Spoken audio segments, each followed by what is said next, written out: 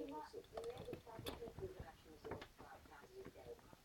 Как ви изглежда? Прозрачна ли е? Не сте, а когато не сте изпълнителната власт, Това имам предвид. не се споделя с мен, че се подготвят тази сделка. Аз днес заедно с вашите колеги парламентарни журналисти, с моите колеги от парламентарната група, така че аз всъщност научавам днес, че